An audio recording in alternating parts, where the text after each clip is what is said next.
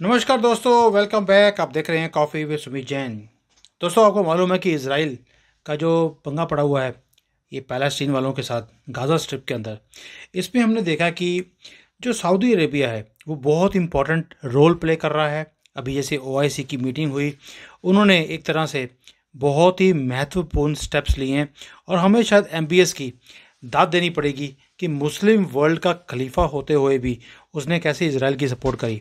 और दूसरी तरफ हम देखते हैं कि जैसे जैसे सऊदी अरेबिया एक बहुत इंपॉर्टेंट रोल मिडल ईस्ट में लेता जा रहा है, अमेरिका ने अपनी गंदी हरकतें दोबारा से शुरू कर दी।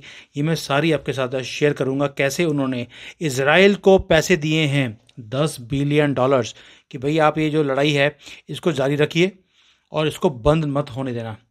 अब मैं आपको ये दोगलापन अमेरिका का समझाऊंगा और हम अपने सारे कार्ड्स अमेरिकन पाले में डालते जा रहे हैं, बहुत क्लोज हो रहे हैं। मिलिट्री की हम उनके साथ एंगेजमेंट्स कर रहे हैं कि भाई उनके हथियार खरीद रहे हैं, लेकिन अमेरिकन के ऊपर क्या हमें ट्रस्ट करना चाहिए इतना ज़्यादा कि भाई हम सारे वर्ल्ड को एक साइड कर कर हम अमेरिका के साथ होते जा रहे हैं। और अमेरिका क्या कर रहा है? अमेरिका ऊपर से दिखाता है इसराइल को कि मैं आपकी सपोर्ट करता हूं, और दूसरी तरफ इसराइल का जो सबसे बड़ा दुश्मन है उसे वो $10 बिलियन भी दे रहा है। अभी तो सिर्फ 120 दिन में $10 बिलियन रिलीज करने की बात करी है, बाद में और भी किए जाएंगे। समझाऊंगा सारा कुछ। चलिए शुरू करते हैं। अब आपको मालूम है कि जो मुस्लिम कंट्रीज़ हैं, इन्होंने एक जो इनकी ऑर्गेनाइजेशन है ओआईसी, उसके अंदर इन्होंने इजाज़त बुलाया। सारे मुस्लिम कंट्रीज़ वहाँ पे पहुँचे भी, और उन्होंने क्या कहा? उन्होंने बोला आइसोलेट कीजिए इसराइल को मिलिटरीली और इकोनॉमिकली। ये तो उन्होंने पेशकश रखी। और जितने भी वहाँ पर ये कंट्रीज़ थे, जिसको हम एक अरब लीग बोलते हैं और ऑर्गेनाइजेशन ऑफ इस्लामिक कोऑपरेशन, इनकी इमरजेंसी मीटिंग रियाद में रखी गई और उसके अंदर फोकस एक ही था। कोई तरक्की की बात नहीं, कोई किसी चीज़ की बात नहीं करी। इन्होंने बोला कि जो इसराइल और हमास का जो युद्ध चल रहा है गाज़ा के अंदर, उसके अंदर हमें 5 जो पॉइंट्स हैं उसके ऊपर हमें काम करना चाहिए, जो कि जूइश कंट्री इसराइल के अगेंस्ट हमें करेंगे तो जो इसराइल है वो हमारे कंट्रोल में आ जाएगा। डिमांड्स क्या थी?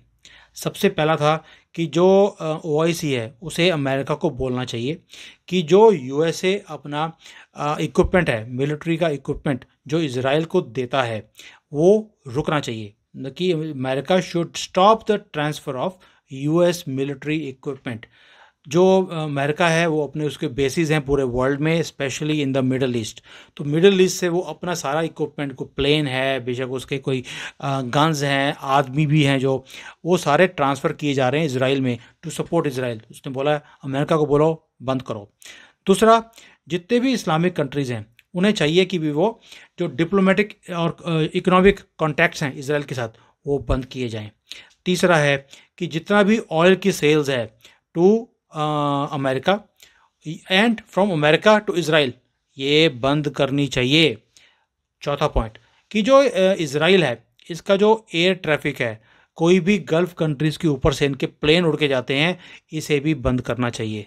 और पांचवा है कि एक जॉइंट डेलीगेशन यूनाइटेड स्टेट्स में, यूरोप में, रशिया में भेजी जाए, जिनका काम है कि वहाँ पे जाकर एक नैरेटिव क्रिएट करना कि भाई सीज फायर करवाना चाहिए इसराइल को प्रेशर डालकर। अब जो ये रेजोल्यूशन था वो था कि इन सारी चीज़ों से अगर हम ये 5 चीज़ें करते हैं तो इसराइल के ऊपर प्रेशर पड़ेगा। लेकिन जो इसराइल है उसने एक अब्राहम अकॉर्ड जो किया था, जिसके अंदर पार्टनर स्टेट्स कौन से हैं? यूएई, बहरीन, सूडान, मोरक्को, उन्होंने इस प्रस्ताव को ब्लॉक कर दिया। और इसके साथ सपोर्ट किसने किया? इजिप्ट ने, जॉर्डन ने। और ये 2 ऐसी कंट्रीज़ हैं जो बहुत देर से एक पीस एग्रीमेंट के अंदर हैं विद इसराइल, तभी इनका कभी भी झड़प होती नहीं है। और इसके साथ साथ सऊदी अरेबिया, मॉरिटानिया और जिबोतो, ये जो कंट्रीज़ हैं, इन्होंने भी इन मेजर्स, जो 5 जो सूत्री इन्होंने पॉइंट्स रखे थे, इसको अपोज किया। मैं बार बार बोल रहा हूँ, ये सारी कंट्रीज़ ने इस प्रपोजल्स को अपोज किया था, किसी ने भी सपोर्ट नहीं किया। दैट मीन्स कहीं ना कहीं इन्हें भी पता लग गया है कि हमास ने जो काम किया है ये गलत है, इसको ये सपोर्ट नहीं करेंगे, दुनिया थूकेगी इनके ऊपर। पहली बार हुआ ये ये पहले कभी भी हुआ नहीं है। अब आप देखिए कि जो इज़राइल है, सऊदी अरेबिया है, ये बहुत देर से लगे हुए हैं कि अपने जो टाइज़ हैं इसको नॉर्मलाइज़ किया जाए, ताकि जो इज़राइल और सऊदी अरेबिया के बीच में लोग हैं वो आने जाने शुरू हो जाएं। लेकिन ये बीच में आ गया इज़राइल के ऊपर अटैक मई 7 को, जिसमें 1200 से ज़्यादा इजरायली मारे गए और 200 से ज़्यादा तो लोग वो पकड़ के ले गए हैं गाज़ा के अंदर, उनको हॉस्टेजेस बना के रखा हुआ है। और इसलिए जो ये प्रोसेस है इन दोनों की दोस्ती का, एक दूसरे के पास नॉर्मलाइज करने के जो रिलेशनशिप को एफर्ट्स थे, वो थोड़े से स्लो हो गए हैं। लेकिन रियाद ने, यानी कि मोहम्मद बिन सलमान ने जैसे सपोर्ट दिखाई है, उन्होंने दिखा दिया कि कुछ भी हो जाए मैं अपने रिलेशंस को नॉर्मल करके छोड़ूंगा इज़राइल के साथ। And he wants to come out from that madness जो मुस्लिम वर्ल्ड के अंदर है, उससे बाहर निकलना चाहते हैं। अब आप देखिए दूसरी तरफ है नॉर्थ वेस्ट की जो कंट्रीज़ हैं अफ्रीका की, जैसे मौरितानिया मैंने बताया हो, उसके साथ ऑलरेडी इज़राइल के बहुत पुराने रिलेशंस थे। लेकिन वो ख़त्म हो गए थे जब पहले गाज़ा के अंदर 2009 में जब वॉर हुआ था इज़राइल का हमास के लोगों के साथ, तब उन्होंने अपने रिलेशंस को फ्रीज कर दिया था। लेकिन उन्होंने अभी भी सपोर्ट नहीं किया। जिबोतो जो है वो भी अफ्रीका की एक कंट्री है, उनके तो कभी भी इस इज़राइल के साथ डिप्लोमेटिक रिलेशंस थे ही नहीं, तो भी उन्होंने सपोर्ट किया। अब दूसरी तरफ आते हैं हम लोग ईरान की तरफ। अब आप देखिए ईरान ने क्या बोला। ईरान ने बोला कि जो इज़राइल की जो डिफेंस फोर्सेस हैं उन्हें टेररिस्ट ऑर्गेनाइजेशन डिक्लेयर किया जाए। बल्कि इज़राइल अगर अपनी कंट्री को डिफेंड करने के लिए अपनी आर्मी को भेजता है, ईरान ने बोला इन्हें टेररिस्ट बोलो, इन्हें अपने आर्मी बोलने की ज़रूरत नहीं है। वो प्रपोजल भी रिजेक्ट कर दी गई। ये तो हो गया सऊदी अरेबिया की तरफ से। अब अमेरिका क्या कर रहा है? अमेरिका ने अपनी गंदी खेम दोबारा से खेलनी शुरू कर दी है। दैट मीन्स जो अमेरिकन हैं वो हमेशा ही उनके जो एक्शंस होते हैं वो पीठ के ऊपर छुरा खोपने वाले होते हैं, और वो चाहते हैं कि ये जो युद्ध शुरू हुआ है ये बंद ही ना हो, ताकि इसकी जो सुप्रीमेसी है दुनिया में वो कायम रहे थ्रू कि सेलिंग ऑफ आर्म्स। वहाँ पे अपने एयरक्राफ्ट कैरियर भेज दिए, प्लेन भेज दिए, किया को कुछ भी नहीं है, सिर्फ दिखाने के लिए। लेकिन साथ में क्या कर दिया, ईरान जो कि पूरा सपोर्ट कर रहा है हिजबुल्लाह को और ईरान इजराइल को हर रोज़ धमकी देता है, उसको $10 बिलियन भी दे दिए। अब जो यूएस का जो सेक्रेटरी है स्टेट का एंटनी ब्लिंकन, वो चला गया वहाँ पे जाके उसने ईरान में, वहाँ पे इराक में गया और वहाँ पे जाके उसने बोल दिया कि भाई आपके ऊपर जो वेवर्स थे वो हमने कर दिए हैं, आप इराक को तेल बेचना है, इलेक्ट्रिसिटी बेचनी है, आप कर सकते हैं, कोई भी सैंक्शंस नहीं लगेंगी। दैट मीन्स ईरान को इन्होंने एक फ्री पास दे दिया, एक वेवर नहीं दिया है सिर्फ। ये क्या है कि जो ये मनी है, ईरान कुछ मनी है जो इराक को ओ करता है, जो ये वेवर मिला है ईरान को, ये क्या है, ये लाइफ लाइन है उसको पैसे देने की। और जो इराक है उनको कुछ पैसे देने हैं इलेक्ट्रिसिटी के लिए, ईरान को इन्होंने बोल दिया आप ट्रांसफ़र कर सकते हैं। ये रफली $10 बिलियन है जो ईरान की जेब में डायरेक्टली आएगा। अब आप थोड़ा सा पैसे को फॉलो करने की कोशिश कीजिए।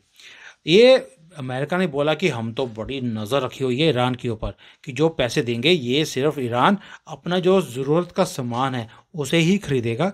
ये कोई न्यूक्लियर बॉम्ब हो गए, हिजबुल्लाह को सपोर्ट करना है, गन्स भेजनी है, किसी को धमकी देनी है, मुजाहिदीन भेजने हैं, ये काम ईरान नहीं कर सकता, ये बोला है।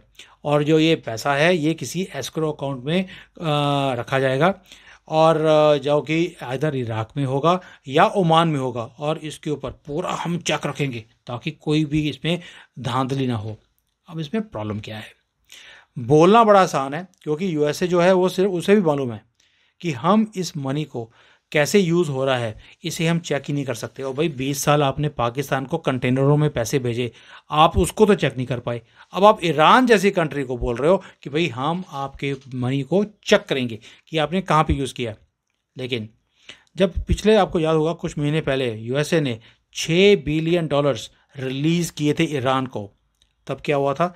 इन्होंने क्या किया कि $6 बिलियन दे दिए और ईरान ने कुछ प्रिजनर्स थे जो छोड़े अमेरिका के, और जो मनी था वो दिया गया था ह्यूमैनिटेरियन पर्पसेस के लिए। लेकिन ईरान ने क्या किया? ईरान ने उस पैसे को यूज़ किया अपनी हिजबुल्लाह को स्ट्रॉन्ग करने के लिए, इसराइल को तंग करने के लिए, और बाकी जो अपना प्रोग्राम्स है उसके न्यूक्लियर के, उसके ऊपर उसने पैसे लगा दिए। होता क्या है कि जैसे ही ये पैसे आते हैं तो ये पैसे को तो वो उसी काम में यूज़ करते हैं ह्यूमैनिटेरियन में, लेकिन जो बाकी कंट्री में और पैसे होते हैं उसको वो यूज़ करते हैं टेररिज्म के लिए। इसलिए इस चीज़ों को पकड़ना और इसके ऊपर कंट्रोल रखना इम्पॉसिबल हो जाता है। और जो इनका प्रेसिडेंट है ईरान का, जब उसे पूछा गया कि भाई आपको ये $6 बिलियन हैं, ये आप कहाँ यूज़ करेंगे, और उसके प्रेसिडेंट ने, जो ईरान का है, उसने बोला था मेरी मर्जी, मैं कुछ भी करूं, कहीं भी करूं, जहां पर हमें ज़रूरत पड़ेगी हम इसे वहां पर यूज़ करेंगे।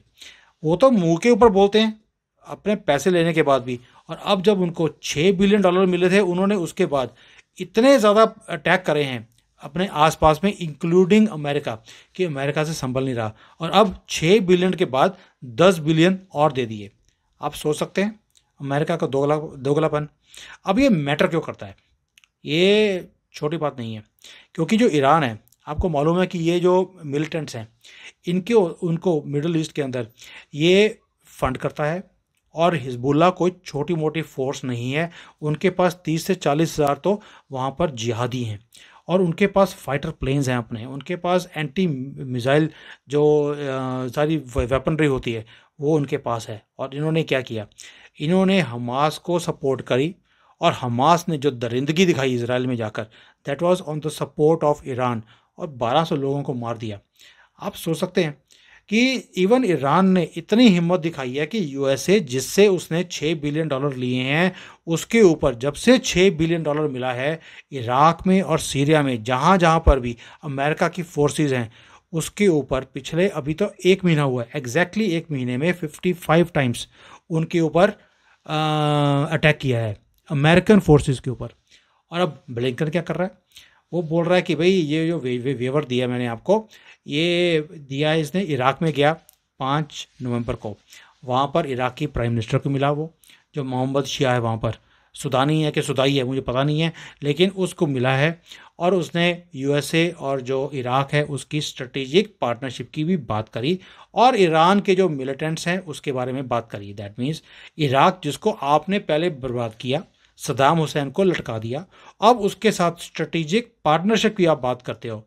दोगलापन इसको नहीं बोलते तो किसको बोलते हैं, मुझे समझ नहीं आता और कोई। और जो ये आपका इराक का प्रेसिडेंट है, ये कोई दूध का धुला हुआ है, ये क्या करेगा, ये भी सारे के सारे अंदर से एक हैं, और ये अमेरिका को ही पीठ में छुरा खोपने वाले हैं, जैसे अमेरिका बाकी सारे वर्ल्ड के साथ करता है।